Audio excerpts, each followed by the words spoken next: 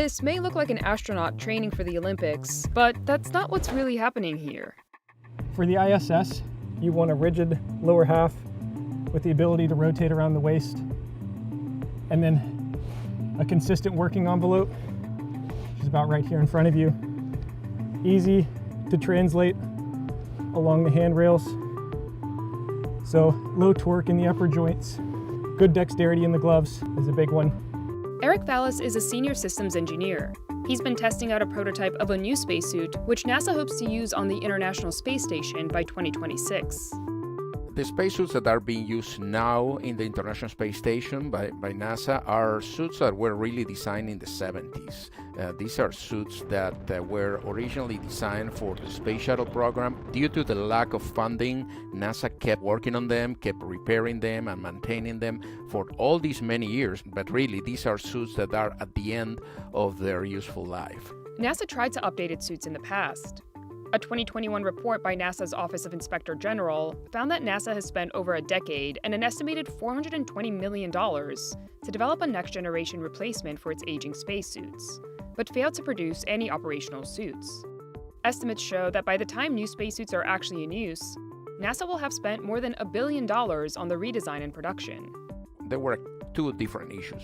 One was lack of funding. NASA had to get funds, sometimes from other projects to fund their suit. And the second problem was that there was no destination. The projects of NASA have been moving through different political agendas during the last few years, and something that you need in any scientific and technological organization is a purpose and a timeline. NASA is now going another route, contracting with commercial companies to make and maintain its new suits. So without further ado, I'm very happy to announce that the awardees will be Axiom Space and Collins Aerospace Industry Team. CNBC got a rare look inside Collins Aerospace's new 120,000 square foot manufacturing and testing facility, located at the Houston Spaceport in Texas, where the company showed us its new spacesuit.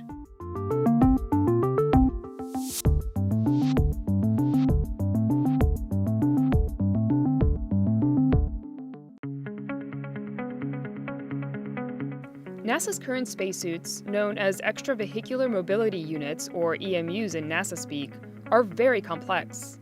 The current spacesuit has roughly 18,000 components that make it up, and the interior volume of the suit is roughly equivalent to the size of a small refrigerator, about 5.5 cubic feet.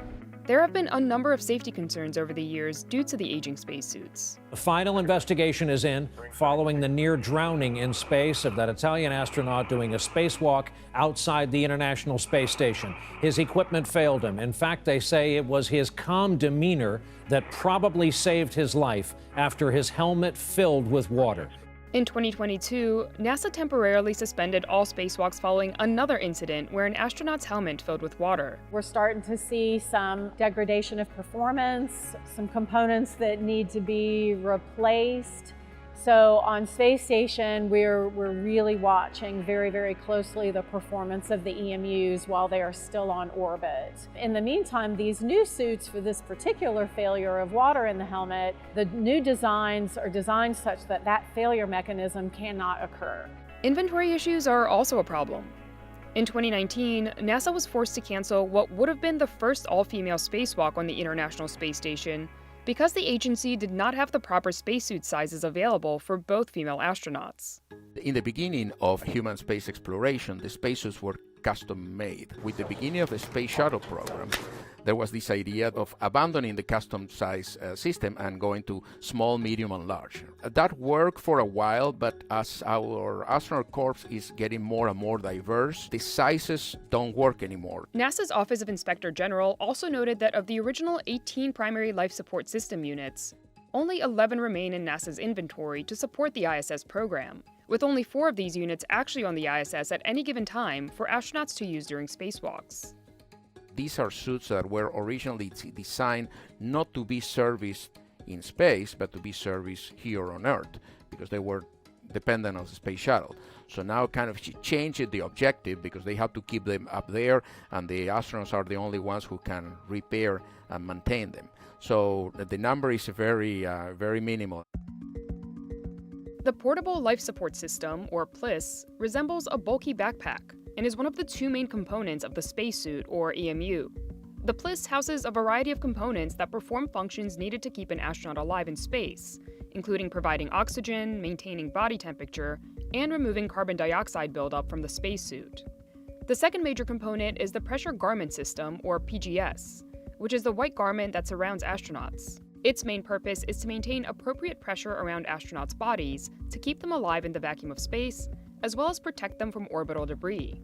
Underneath the PGS, astronauts don a liquid cooling and ventilation garment, through which cool water flows to help regulate their body temperature. The new suit designs follow a similar suit structure, but are modernized. There's just normal, what we call obsolescence issues. Certain parts we just can't get anymore.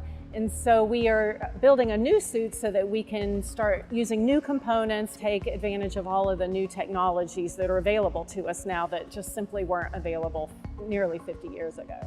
Under the Exploration Extravehicular Activities Services Contract, or XEVAS, NASA is providing Collins and Axiom, along with a number of their industry partners, with up to $3.5 billion through 2034.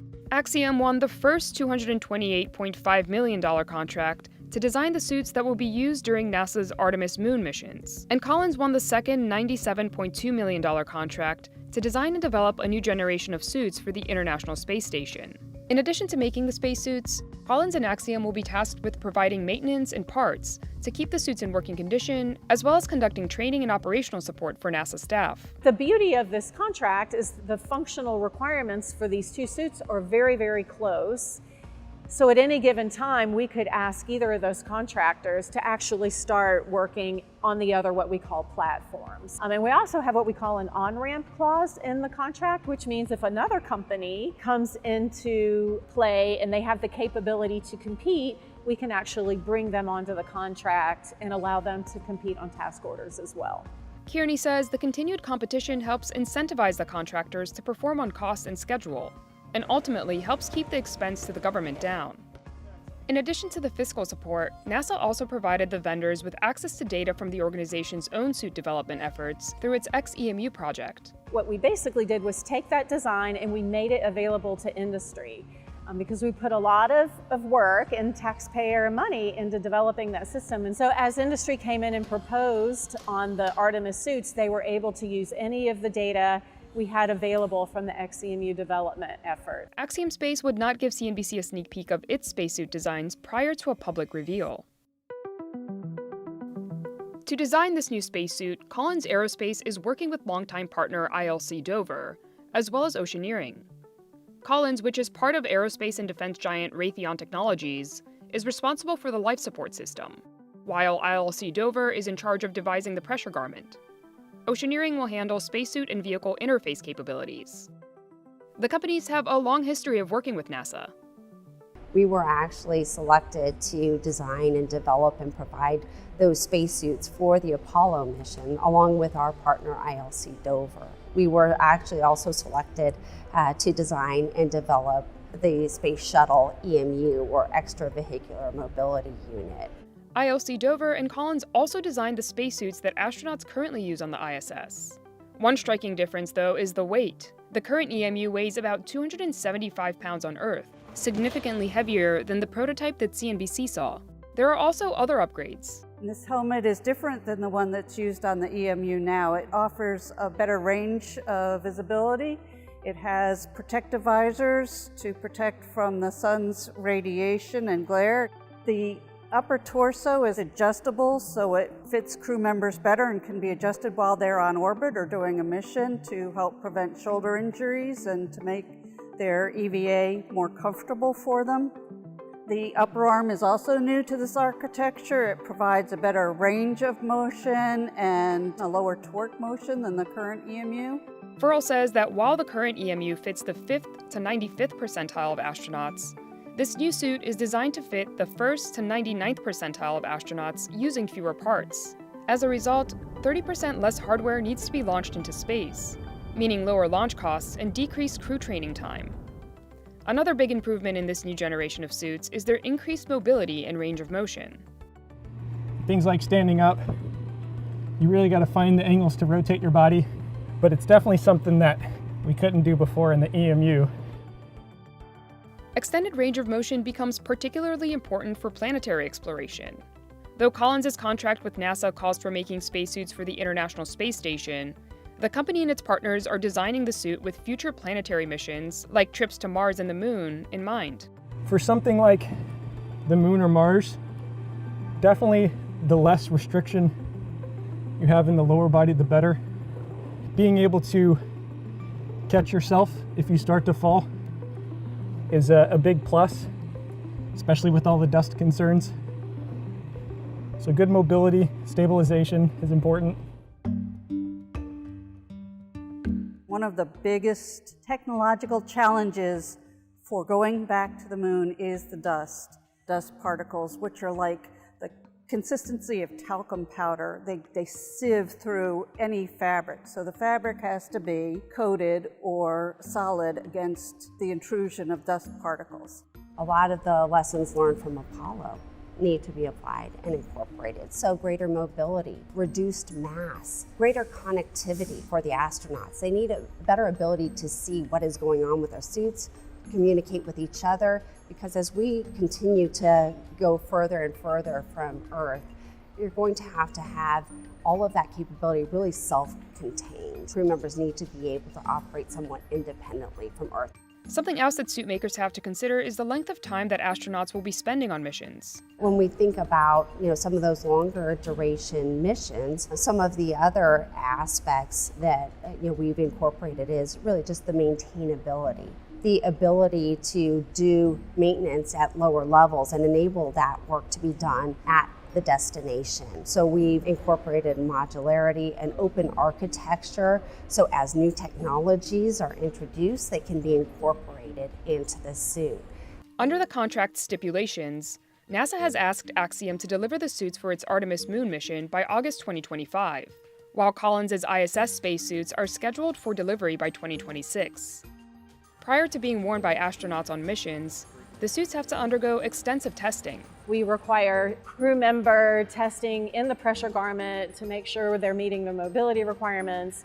And then we also require testing what we call relevant environments. So that could be a thermal vacuum chamber, that could be in the NBL, that could be actually testing on orbit on space station.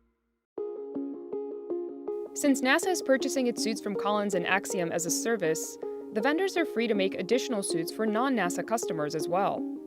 Though Collins would not disclose the names of any of its other customers, the company says it's speaking with about 8 to 10 companies who are interested in their spacesuit services. New customers that we're looking at are not just the current batch of commercial space customers. There are countries that are looking to be involved in space that were not in the past able to participate. And as space commercializes and becomes more affordable, those countries now have the opportunity to step in. Romero also predicts that the design of these new spacesuits will continue to evolve to fit the new use cases of its broader customer base. Today we use it for maintenance and repair, very little for experiential activities where you're going out and doing space tourism. That's really not a part of EVA today, but that probably will become a part of EVA in the future. Future programs will have more interaction with robotics. So our suit needs to be in a position to be able to communicate with the robotic systems and be able to safely operate around a robot. And it could be big business. The space tourism market is poised to reach $4 billion by 2030. NASA is also looking beyond commercial companies for ideations of future spacesuits. In 2020, Pablo de Leon and his team at the Spaceflight Laboratory at the University of North Dakota won a $750,000 NASA grant to develop a new 3D printed spacesuit prototype for Mars and beyond.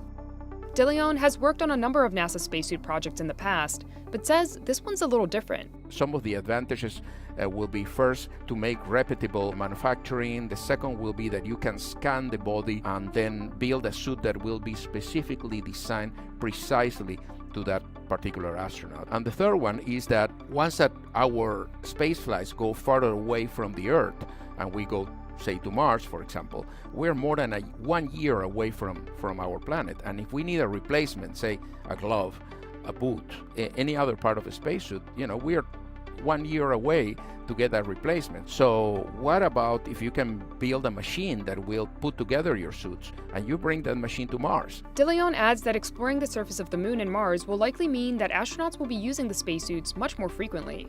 Going back to the moon will require that we'll do explorations almost every day or every 2 days. The same for Mars. Spacesuits, I think they kind of hit a nerve with people just because there's a very human element to them. It's exciting to work on something that's so critical, that keeps crew members alive and safe. I know it's a big responsibility that we feel every day when we make decisions in the designs. Yeah, it's really exciting.